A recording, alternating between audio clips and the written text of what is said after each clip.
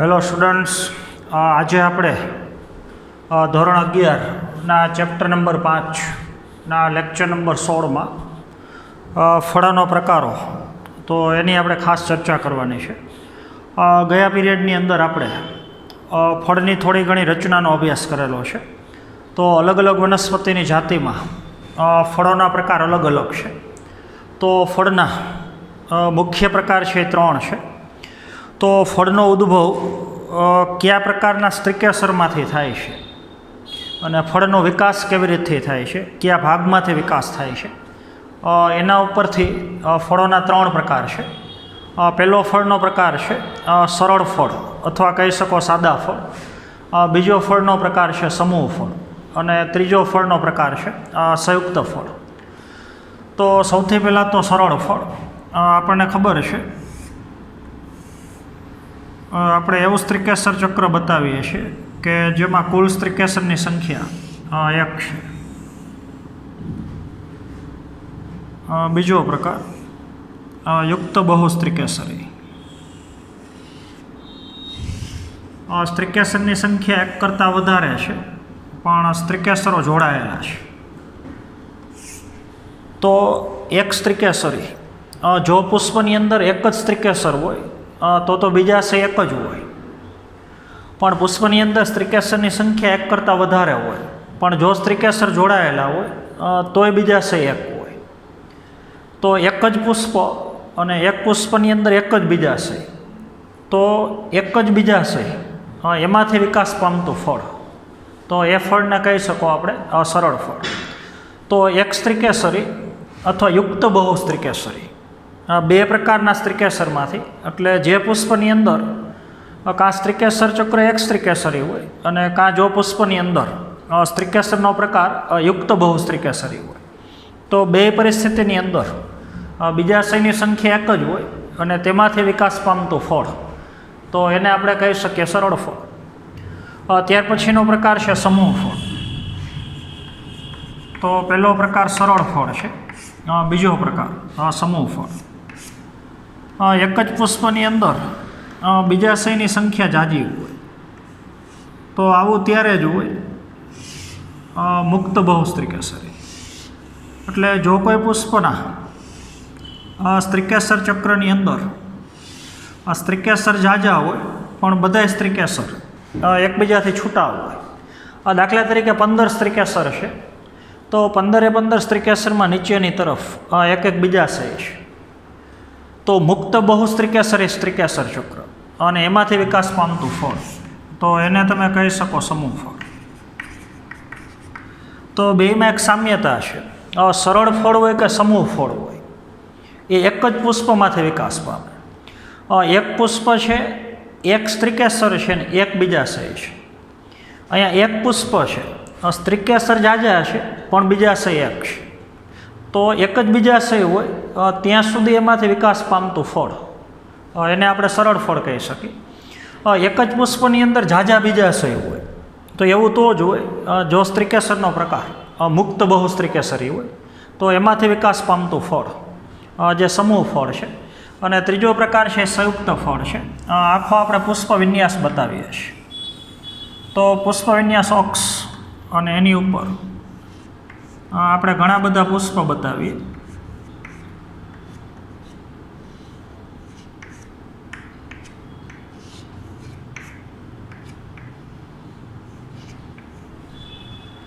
દાખલા તરીકે પુષ્પ વિન્યાસની અંદર 60 પુષ્પ છે તો ઘણા બધા પુષ્પ ભેગા મળી એટલે કે આખા પુષ્પ વિન્યાસમાંથી ફક્ત એક જ ફળ બનતું હોય, તો એવા ફળને આપણે કહી શકીએ સંયુક્ત ફળ.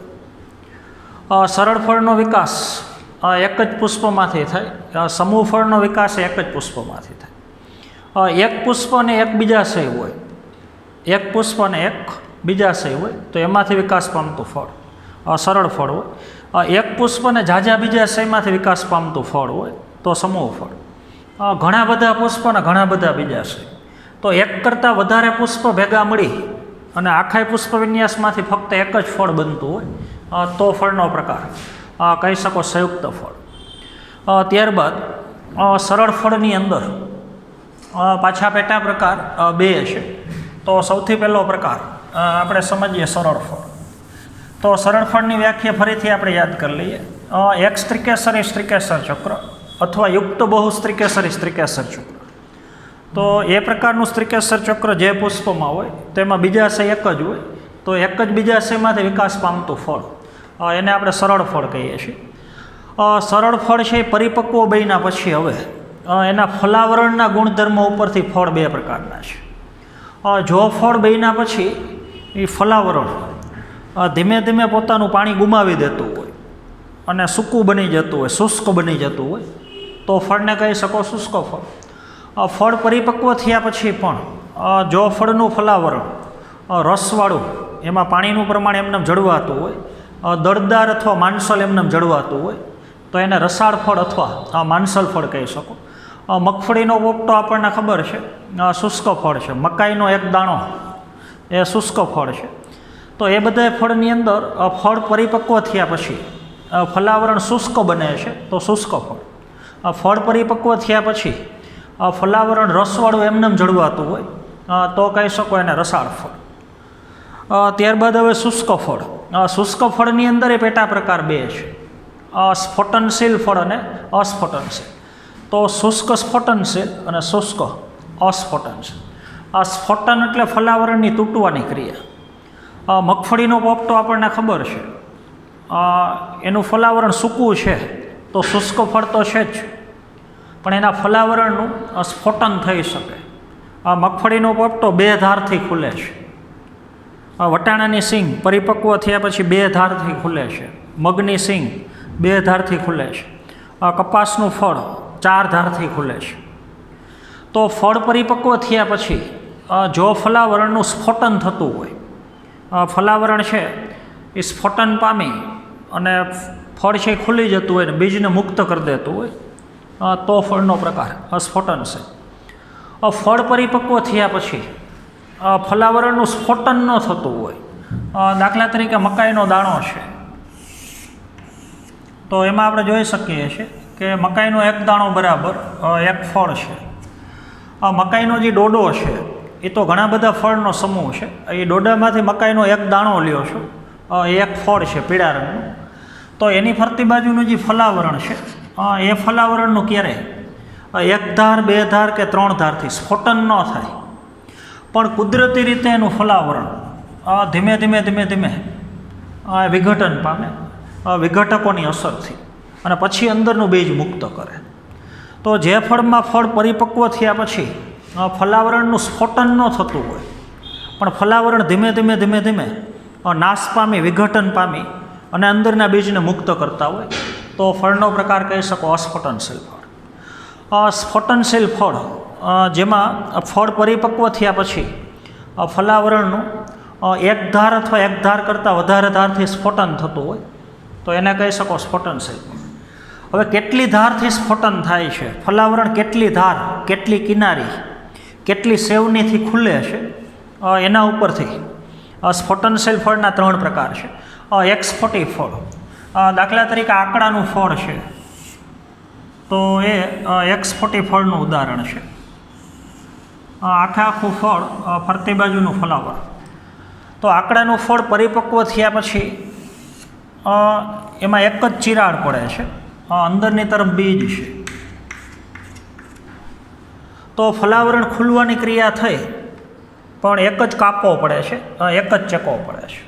એટલે ફલાવરણ આખે આખું ફલાવરણ એ એક જ ધારથી ખુલતું હોય તો કહી શકો એક સ્ફોટી ફળ. તો ફળ પરિપક્વ થયા પછી જો ફળનું ફલાવરણ એક જ ધાર, એક જ સેવની થી ખુલતું હોય તો એક સ્ફોટી ફળ.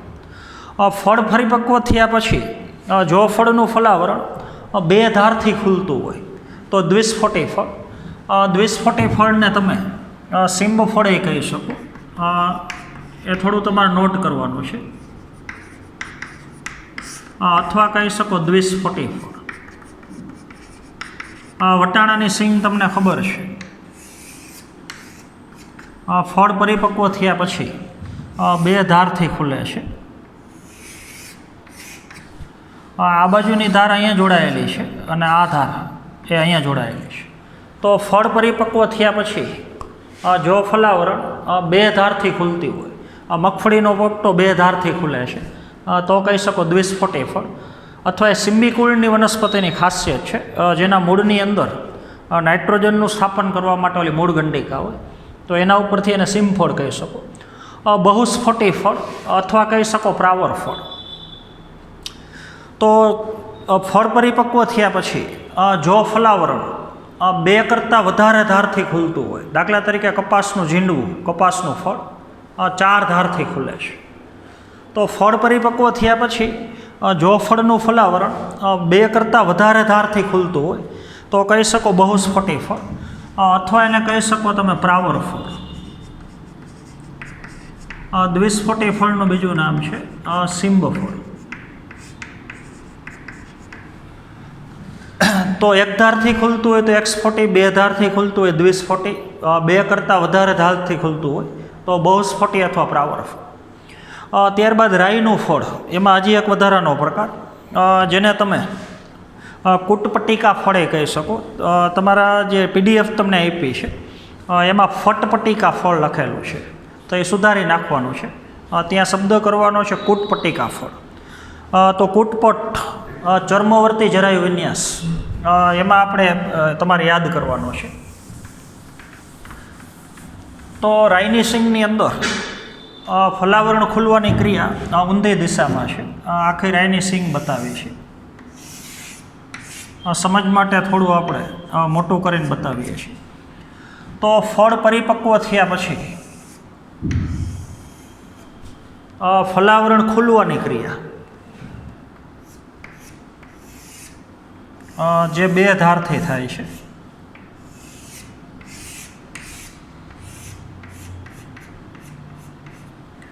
વચ્ચેના ભાગમાં આ કૂટપટ હોય છે.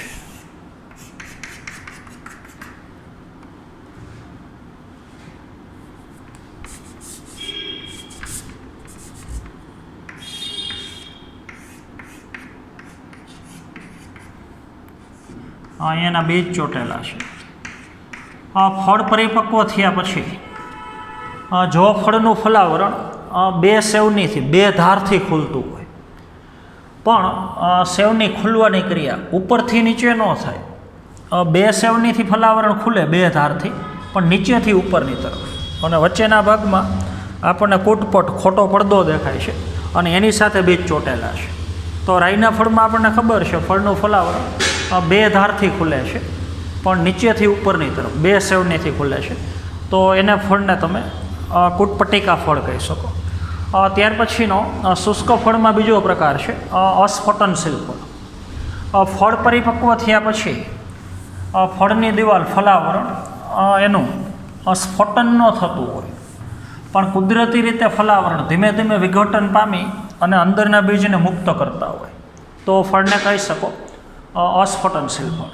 તો એનો વિકાસ પણ એક સ્ત્રીકેસરી અને યુક્ત બહુસ્ત્રીકેસરી સ્ત્રીકેસરમાંથી થાય છે, પણ બીજાશયમાં પોલાણ એક જ હોય અને એમાં મોટા ભાગે પાછું અંડક એક જ હોય, તો એક ફળ બને ને ભવિષ્યમાં એક બીજ બને છે, તો એ ફળને આપણે અસ્ફોટનશીલ ફળ કહીએ છીએ. તો એની અંદર પહેલો પ્રકાર છે ધાન્ય ફળ. દાખલા તરીકે મકાઈનો દાણો, તો એક દાણો બરાબર એક ફળ છે. તો મકાઈના દાણામાં પીળા રંગનું જે બહારની બાજુ આવરણ છે એ ફલાવરણ છે. તો ફળનું ફલાવરણ એકદમ ઓછું છે. તો પીળા રંગનું ખાલી સ્તર કાઢી નાખો તો બાકીનો વધેલો અંદરનો આખો ભાગ જે બીજ છે, તો બીજમાં ફરતી બાજુ બીજા આવરણ હોય છે. તો હવે જે આવરણ બતાવીએ છીએ એ બીજા આવરણ છે. આ બહારની બાજુ ફલાવરણ છે અને અંદરની તરફ બીજા આવરણ છે. આખો ભાગ બીજનો છે. તો આખો ભાગ બીજ છે. તો આ ફળની અંદર ફલાવરણનો ભાગ એકદમ ઓછો છે, બીજ એકદમ મોટું છે. તો હવે ધાન્ય ફળની અંદર ફલાવરણ અને બીજાવરણ એ બે એકબીજા સાથે સંપૂર્ણ જોડાયેલા હોય છે. તો એને આપણે સંયુક્ત કવચ કહીએ છીએ. અથવા એને તમે તુસેય કહી શકો. તો જે ફળની અંદર ફલાવરણ અને બીજાવરણ એકબીજા સાથે સંપૂર્ણ જોડાયેલા હોય અને જોડાવાથી સંયુક્ત કવચ આખું એક જાડું આવરણ બનાવતા હોય બે જોડાઈને, તો એવા ફળને તમે ધાન્ય ફળ કહી શકો. ત્યાર પછીનો ફળનો પ્રકાર છે ચર્મફળ. તો ચર્મફળની અંદર ફળનું ફલાવરણ અને બીજનું બીજાવરણ. આ આખો ભાગ બીજ છે, તો આ ભાગ ફલાવરણ છે અને આ ભાગ એ બીજાવરણ છે. તો જે ફળની અંદર ફલાવરણ અને બીજનું બીજાવરણ, આ બીજાવરણ છે, તો બીજાવરણ અને ફલાવરણ એકબીજા કરતાં મુક્ત હોય, એકબીજા સાથે જોડાયેલા ન હોય આની જેમ, તો ફળનો પ્રકાર કહી શકો ચર્મફળ. ત્યાર પછી ફળનો પ્રકાર છે કાષ્ઠફળ. જે ફળનું ફલાવરણ, કાષ્ઠ એટલે આપણને ખબર છે, કાષ્ટ કહી શકો અથવા કાષ્ઠય કહી શકો. જે ફળનું ફલાવરણ એકદમ સખત હોય, એકદમ મજબૂત હોય, એકદમ કઠણ હોય, સૂકા મેવા આપણને ખબર છે, દાખલા તરીકે અખરોટ છે, તો એના ફળનું ફલાવરણ એકદમ સખત છે, તો એવા ફળને આપણે કાષ્ઠફળ કહીએ છીએ. ત્યારબાદ રોમવલય ફળ. તો એમાં ફલાવરણ અને બીજાવરણ એકબીજાથી છૂટા પાડી શકાય એવા હોય છે. ફલાવરણ અને બીજાવરણ એકબીજા એ જોડાયેલા ન હોય, પણ એ ફળની અંદર નીચેની તરફ આખું ફળ છે,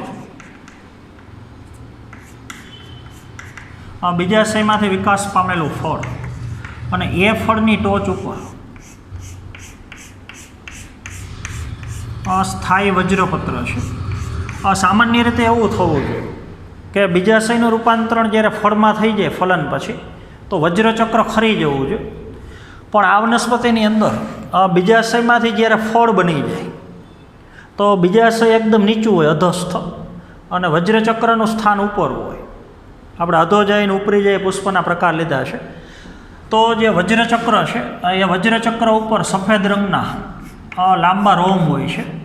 તો રોમમય સ્થાયી વજ્રપત્ર. સ્થાયી વજ્રપત્ર એટલે ફળ બન્યા પછી પણ લાંબા સમય સુધી વજ્રચક્ર છે ફળ સાથે સ્થાયી હોય, જોડાયેલું હોય, અને ઉપરની સપાટી ઉપર રોમ છે.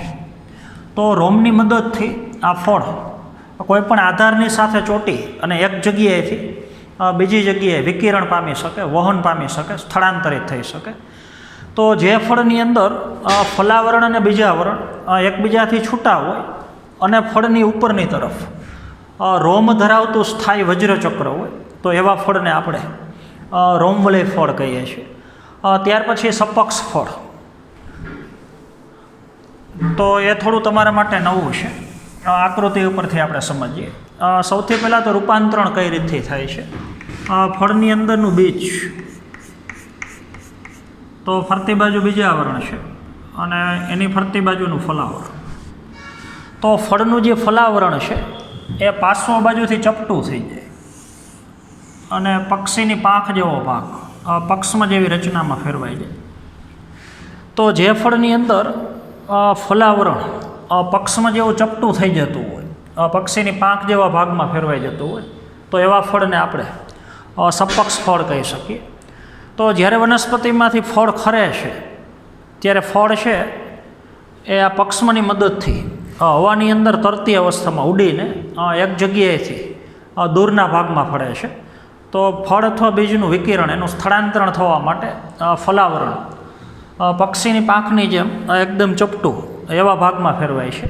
તો એના ઉપરથી ફળનું નામ સપક્ષ ફળ છે. ત્યાર પછી સરળ ફળની અંદર બીજો પ્રકાર છે રસાળ ફળ. શુષ્ક ફળ આપણે પૂરું કરીએ. તો જે ફળમાં ફળ પરિપક્વ થયા પછી ફલાવરણ છે રસવાળું, દળદાર અથવા માંસલ એમનેમ જળવાતું હોય, તો ફળનો પ્રકાર કહી શકો રસાળ ફળ. રસાળ ફળની અંદર પેટા પ્રકાર છે. એમાં પહેલાં બે પ્રકાર, અષ્ટિલ ફળ અને અનષ્ટિલ ફળ. તો એની આપણે વાત કરીએ. દાખલા તરીકે કેરીનું ફળ છે એ અષ્ટિલા ફળ છે. અષ્ટિલા ફળ અથવા અષ્ઠિલા ફળે કહી શકો, એમ અનષ્ટિલ ફળ અથવા અનષ્ઠિલ ફળે કહી શકો. તો કેરીના ફળમાં આપણને ખબર છે જે ફલાવરણ છે એ 3 ભાગમાં વિભાજિત છે. ફરતી બાજુ જે કેરીની છાલ છે પાતળી, એને આપણે બાહ્ય ફલાવરણ કહીએ છીએ. પછી જે કેરીનો વચ્ચેનો ભાગ આપણે ખાઈએ છીએ એ મધ્ય ફલાવરણ છે, અને કેરીની ગોટલી ઉપર જે સખત આવરણ છે એ અંત ફલાવરણ છે.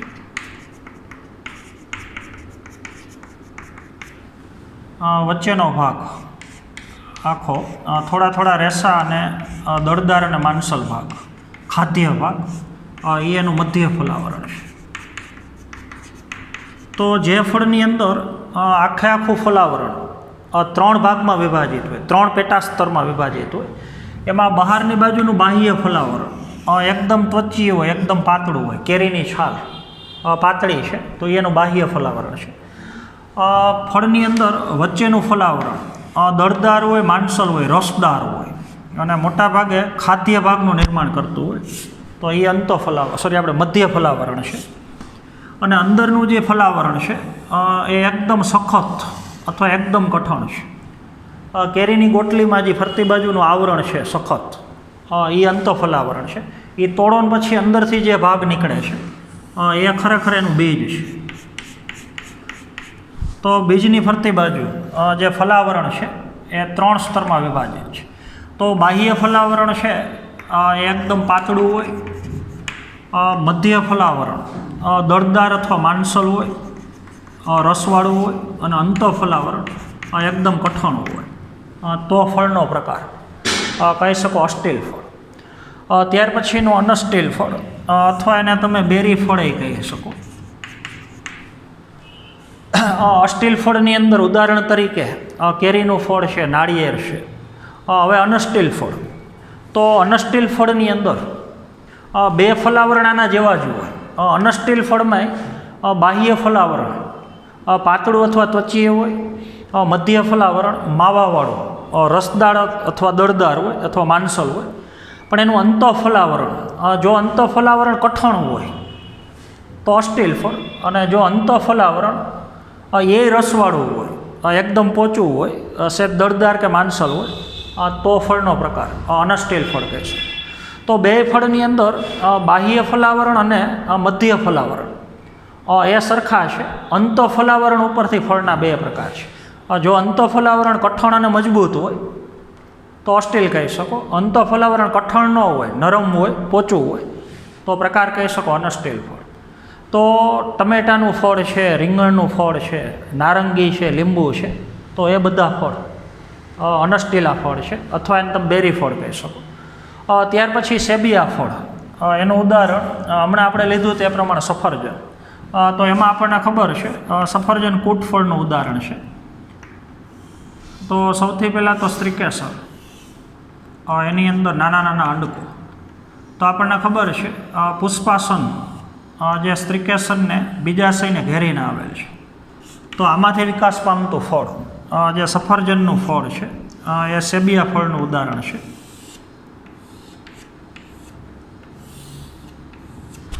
તો બીજાશયમાંથી વિકાસ પામતું જે ફળ છે આ બીજાશયનો ભાગ છે, એ કેન્દ્રમાં ફળ બનાવે છે. તો બીજાશયમાંથી વિકાસ પામેલું સત્ય ફળ એ કેન્દ્રમાં હોય, અને સફરજનનો જે ખાદ્ય ભાગ બને છે એ ખરેખર પુષ્પાસનમાંથી બને છે. તો આવા ફળને આપણે સેબિયા ફળ કહીએ છીએ. તો બીજાશયનો ભાગ, તો ફળનો વિકાસ ફક્ત બીજાશયમાંથી ન થયો, બીજાશય સિવાય પુષ્પાસન એ ફળની રચનામાં સંકળાય છે. તો એવા ફળને આપણે કૂટ ફળ કહીએ છીએ. તો સેબિયા ફળ, સફરજનનું ફળ, એક પ્રકારનું કૂટ ફળનું ઉદાહરણ છે. તો બીજાશયમાંથી વિકાસ પામતું ફળ એ કેન્દ્રમાં નાનું ફળ બનાવે, અને બીજાશયને ઘેરીને આવેલું પુષ્પાસન જે સફરજનના ખાદ્ય ભાગનું નિર્માણ કરે. તો બીજાશય પુષ્પાસનથી આવરિત છે. તો ભવિષ્યમાં જે સત્ય ફળ નાનું બન્યું એ પુષ્પાસન નામના કૂટ ફળથી આખું આવરિત છે. તો આખું ફળ જેને આપણે કૂટ ફળ કહીએ છીએ.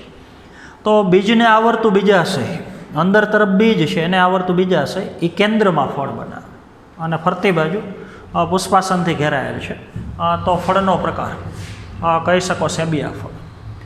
તો સરળ ફળના બધા પ્રકાર થઈ ગયા પૂરા.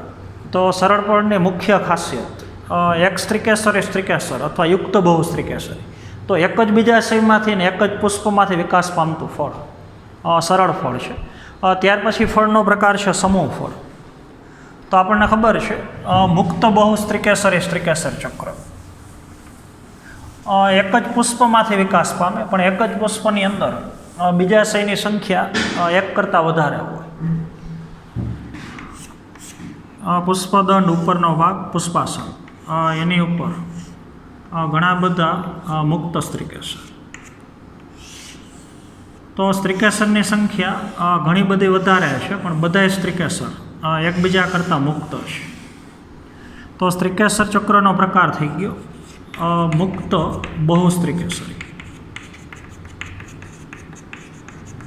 અત્યારે આપણે દાખલા તરીકે 4 સ્ત્રીકેસર બતાવ્યા છે પણ આપણે એવું કહીએ કે દાખલા તરીકે 20 સ્ત્રીકેસર છે.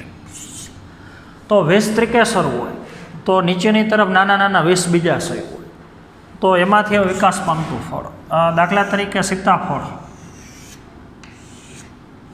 તો એ સમૂહ ફળનું ઉદાહરણ છે. તો એમાં તમે જોયું છે સીતાફળની અંદર નાના નાના કેટલાય બધા ફળ છે.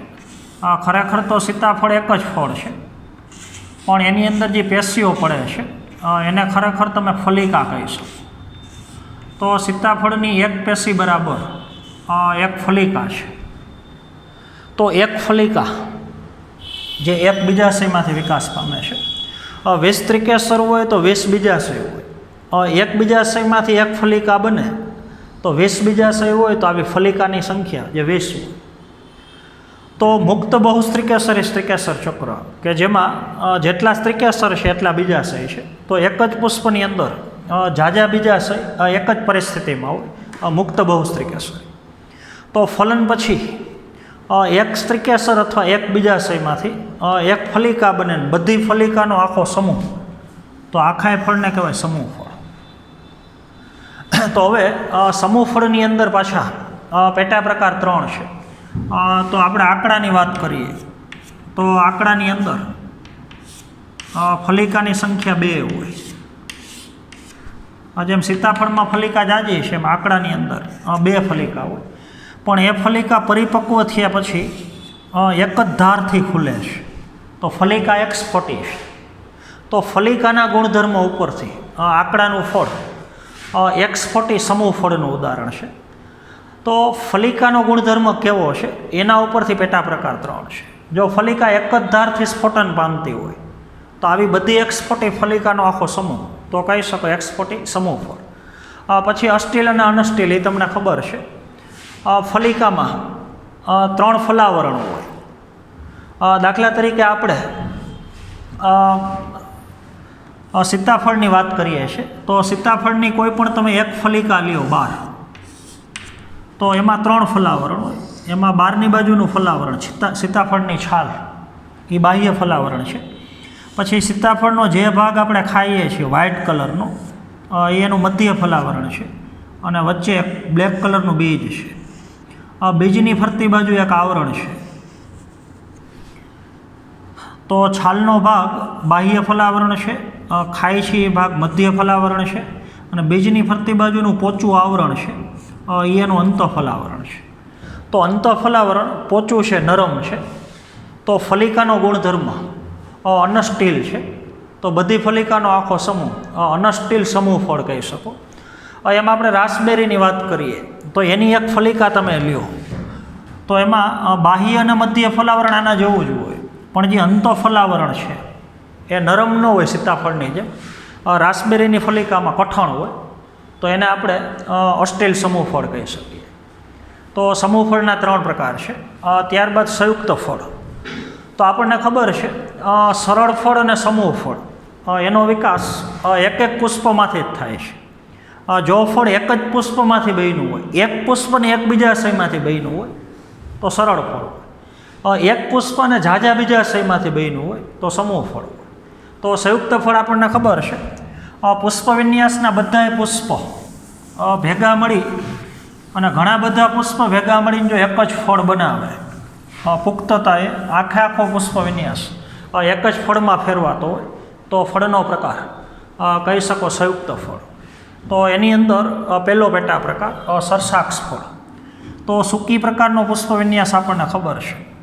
વચ્ચે પુષ્પ વિન્યાસ અક્ષ છે અથવા એને તમે પત્રાક્ષ કહી શકો, અને એની ઉપર ઘણા બધા નિપત્ર છે.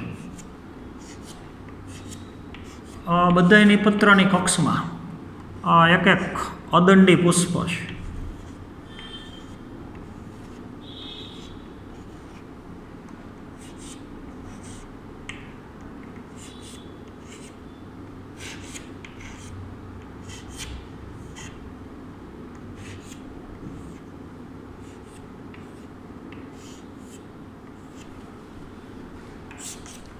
તો સૂકી પ્રકારનો પુષ્પ વિન્યાસ, વચ્ચે પુષ્પ વિન્યાસ અક્ષ છે, એની ઉપર ઘણા બધા નિપત્ર છે, ત્યાં કક્ષમાં બધે અદંડી પુષ્પ છે. તો વચ્ચેનો પત્રાક્ષ, એની ઉપર આવેલા નિપત્ર અને એમાં આવેલા પુષ્પ, 3 ભાગ થયા. વચ્ચેનો પુષ્પ વિન્યાસ અક્ષ અથવા પત્રાક્ષ, નિપત્ર અને પુષ્પ, આ બધું ભેગું મળી અને પુખ્તતાએ ફક્ત એક જ ફળ બનાવે. દાખલા તરીકે અનાનસનું ફળ, તો આપણને ખબર છે અનાનસના ફળની અંદર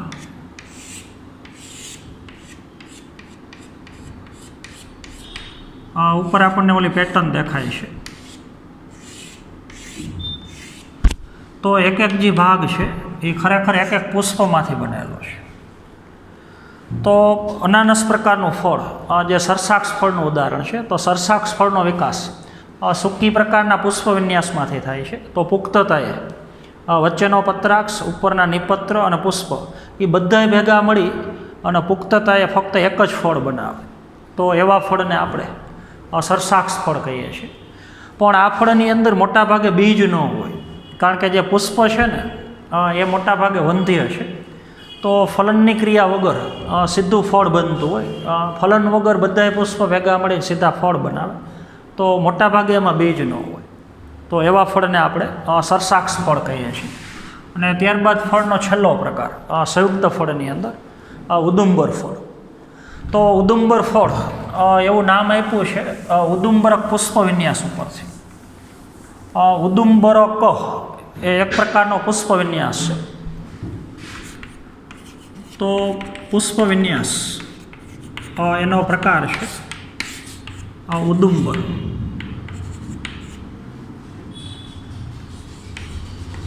અને એમાંથી વિકાસ પામતું ફળ તો કહી શકો ઉદુંબરક ફળ. તો વડનો ટેટો, અંજીરનો ટેટો આપણને ખબર છે. થોડું આપણે મોટું કરીને બતાવીએ. પહેલાં તો આપણે પુષ્પ વિન્યાસ બતાવીએ છીએ. વડના ટેટાનો છેદ લીધેલી અવસ્થા આપણે બતાવીએ છીએ, અથવા અંજીરનો ટેટો.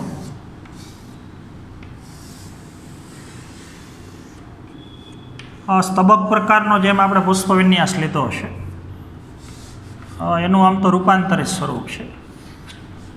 તો આ જે ભાગ છે આપણે ઘાટો કરીને બતાવીએ છીએ. એ ખરેખર પુષ્પાધાર છે, પુષ્પને આધાર આપતો ભાગ. તો એને આપણે પુષ્પાધાર કહીએ છીએ. તો ઉદુંબર પ્રકારના પુષ્પ વિન્યાસમાં આ જે પુષ્પાધાર છે એ દળદાર અથવા માનસલ હોય. તો આખો ભાગ આપણને ખબર, સ્તબક પ્રકારના પુષ્પ વિન્યાસમાં આ રીતથી હોય છે. પણ ઉપરનો જે પુષ્પાધાર છે, પુષ્પને આધાર આપતો ભાગ, એ ગોળ આમ પેક થઈ જાય છે. તો સપાટી ઉપર જે પુષ્પ છે એ બધા પુષ્પ અંદરની તરફ હોય છે. તો એમાં ઘણી વખત 3 પ્રકારના પુષ્પો હોય. નર પુષ્પ એવું હોય, માદા પુષ્પ એવું હોય, અને અમુક જગ્યાએ વંધ્ય પુષ્પ એવું હોય. તો ઘણા બધા પુષ્પ છે. અંદર જે ગોળ ગોળ ભાગ બતાવ્યો છે એ ઘણા બધા પુષ્પ છે. તો ઘણા બધા પુષ્પનો સમૂહ એટલે આખું થઈ ગયું ઉદુંબર પ્રકારનો પુષ્પ વિન્યાસ.